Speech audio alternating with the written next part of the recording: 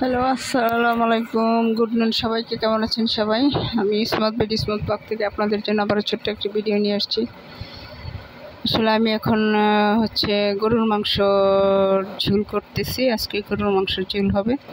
তো এটার জন্য আমি মাংসটা রেডি করে প্রসেস করে একদম চুলাতে প্যান বসিয়ে তেল দিয়ে দারচিনি, এলাচি, লং, তেজপাতা দিয়ে একটু ভাজা ভাজা হয়ে আসলে দেন আদা বাটা, রসুন বাটা আর পেঁয়াজ বাটা দিয়ে দিলাম।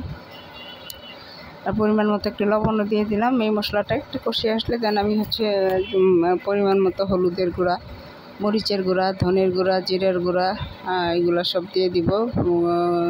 স্টেপ বাই স্টেপ দিয়ে দিচ্ছি। আজকে মোটামুটি রৌদ্র উঠেছে। আকাশের অবস্থা আজকে একটু ভালো। অন্যান্য জায়গায় পানি বাড়ছে। সীমান্তবর্তী এলাকা উত্তরবঙ্গে তো একটু পানি দিয়ে দিলাম। তো এইদিকে পানি বাড়ছে। আমরা যারা শহরে থাকি তারা হয়তো বুঝি না।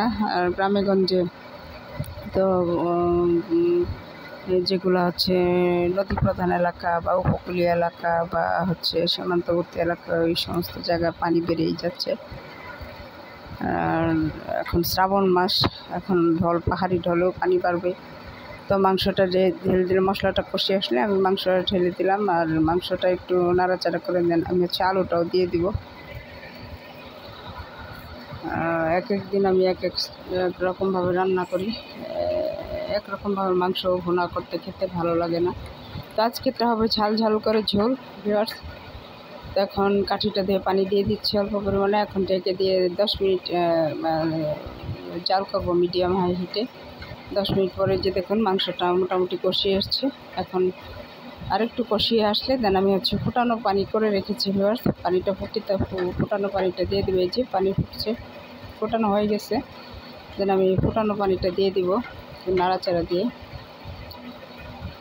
দেন একদম মিডিয়াম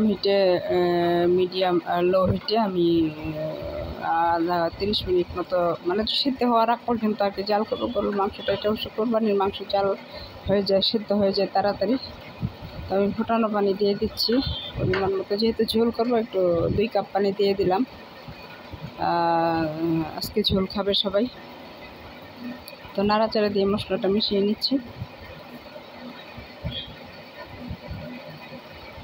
তো 10 মিনিট পর এই যে দেখুন আবার বলক চলে আসছে। একটু নেড়ে চেড়ে দিতে হয়, ঢাকনাটা সরিয়ে দেন আবারও ঢেকে দিব। দেন সিদ্ধ হওয়ার জন্য লো হিটে জাল করব। এখন সিদ্ধ হওয়ার আগ পর্যন্ত জাল করে নিব। তো মাঝখানে আরেকবারও 10 মিনিট পর আমি একটু নেড়ে চেড়ে দিচ্ছি মাংসটাকে ভিউয়ার্স।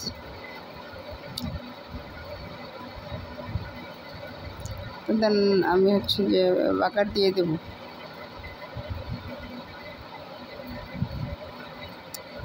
সিদ্ধ হয়ে আসলে বাগার দিয়ে দিব। তো বাগার দিয়ে দিয়েছিলাম। আমি পর্যায়ে হয়ে গেছে আমার মাংসটা ভিউয়ার্স। ক্যামেরাতে ধরতে পারেন, অফ ক্যামেরা বাগার দিয়ে দিয়েছিলাম।